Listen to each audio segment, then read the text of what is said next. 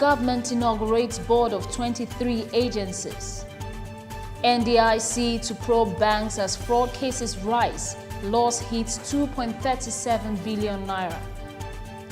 Clerics urge INEC to make worship places registration points. Scientist develops keyboards in Nigerian languages. Welcome to the AM News on Television Nigerian. I am Eunice Johnson. Federal government has inaugurated 23 governing boards of agricultural research institutes and colleges of agriculture under the Federal Ministry of Agriculture and Rural Development. The inaugurated boards include the National Cereals Research Institute, Badagi, Nigerian Agricultural Insurance Corporation, National Roots Crop Research Institute, and Cocoa Research Institute of Nigeria, amongst others. Speaking at the occasion, the Minister of State for Agriculture, Henekin Lopobiri, stressed that research institutes and colleges of agriculture play vital roles in the development of technologies, input, storage, and distribution techniques for improved yields and reduction of post-harvest losses. Also at the event, the Minister of State for Environment, Ibrahim Jibril, urged the boards of parastatals and agencies to be mindful of the administration's zero tolerance for corruption and other anti-policy practices, adding that government would not compromise its penalties for culprits. Worried by the rising cases of fraud in the nation's banking industry, the Nigeria Deposit Insurance Corporation (NDIC) is set to investigate banks affected. The NDIC reported a 56.3% jump in reported cases from 16,751 in 2016 to 26,132 in 2017, resulting in a loss of 2.37 billion naira.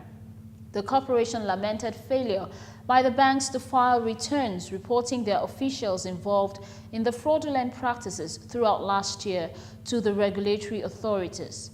The number of staff involved in the malpractice also grew from 231 in 2016 to 320 in 2017.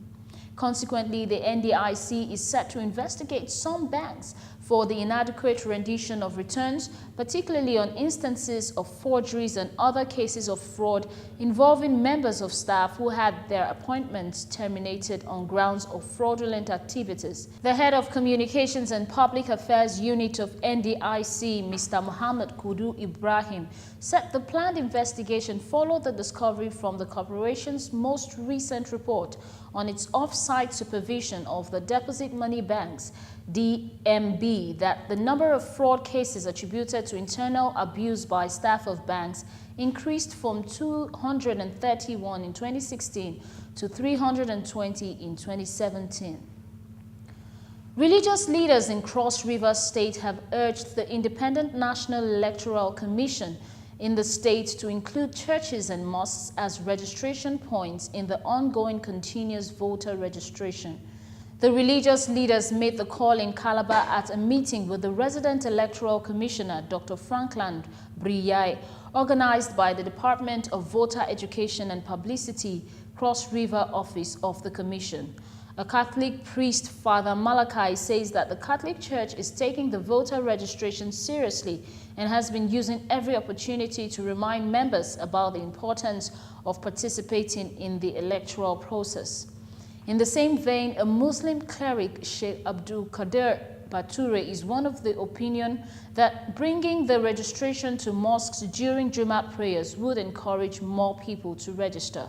The resident electoral commissioner expressed happiness with the contributions of the religious leaders and assured them that the request would be conveyed to INEC headquarters for approval.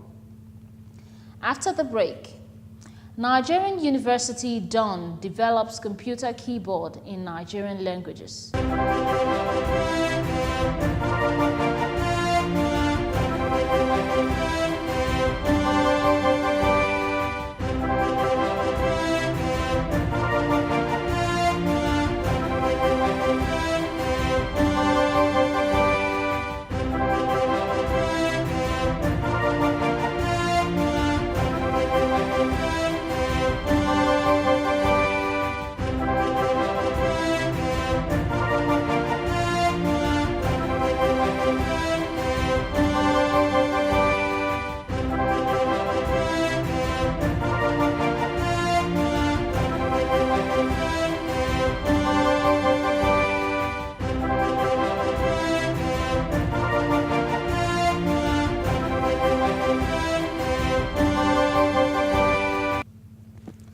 Thanks for staying with us.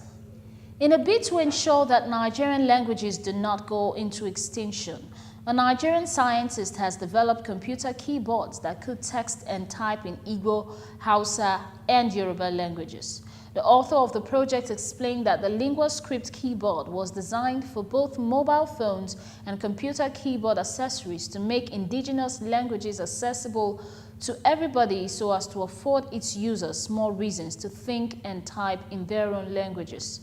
The project was designed by a senior lecturer at the Federal University of Ebonyi State, Nnenna Nwosu, and was a part of the institution's exhibition at the just concluded National Science, Technology and Innovation Expo 2018 in Abuja, where it won the Best Third Overall Innovation in the Tertiary Institution category. And in sports, Super Eagles coach Jean Roy has expressed confidence that the players will measure up against their formidable counterpart, the Argentines, when they meet on the field at the Russia 2018 World Cup.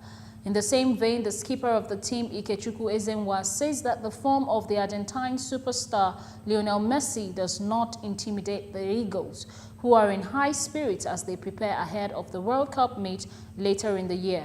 Speaking at the separate intervals, Raw and Ezenwa say that they are not shaken by the dazzling displays of the five-time Ballon d'Or winner Messi, who has been in terrific form in La Liga. The Eagles are in Group D alongside Argentina, Iceland and Croatia at the Mundial and would clash against their South American foes in their final group game in St. Petersburg on June 26.